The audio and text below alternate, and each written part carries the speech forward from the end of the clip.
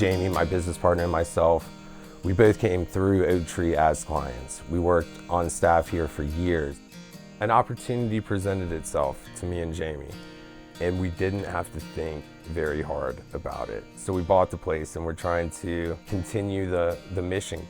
I'd bounced in and out of treatment, sober livings, detox from like the age of 19 to 26. I showed up here as a client in 2017.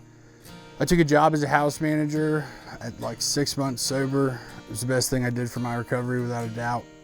After I got to Oaktree, somebody saw something in myself that I hadn't seen yet. I don't know if I still would be clean if I hadn't taken that job.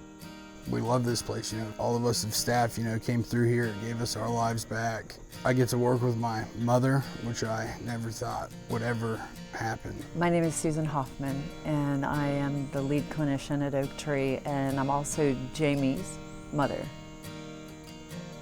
I went through a lot as a mother, trying to do my part in helping him get sober. It was not my job to make him get sober. My job was to support him in his choices to get sober. And it took a long time for us to get there. My mother struggled with addiction. She passed in December of 2021 under the influence. So I come at it from a very personal space. The opportunity to help families and help guys get sober runs to my core.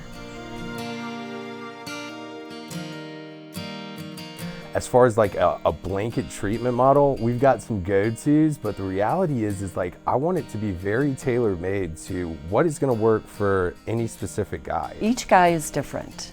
Their experiences are somewhat universal. Who am I? What's important to me? What are my skill sets? We want them to be out and about with guys at Oaktree. Maybe they're doing NA volleyball, maybe they're bowling, movies. Get out, get acclimated, find friends, find network, find fun in all this. That in and of itself is therapeutic. I mean, getting sober isn't easy at all. It's probably the hardest thing I've ever done. But like the steps I took to get sober were simple. We have a 45-day contract, and that's very, very specific. And you need to check some boxes around there. And once you don't have a car, and you're not in school, and you're not working, and you're not hanging around with a partner, that is a chance for you to get in and get settled. Really, really get settled here at Oaktree without a lot of outside pressure. That in and of itself, also therapeutic. They've been drugging, drinking, they've not been feeling, and now they're feeling. We've had guys that stay with us for close to a year. We've had other guys that stay with us for 6 months.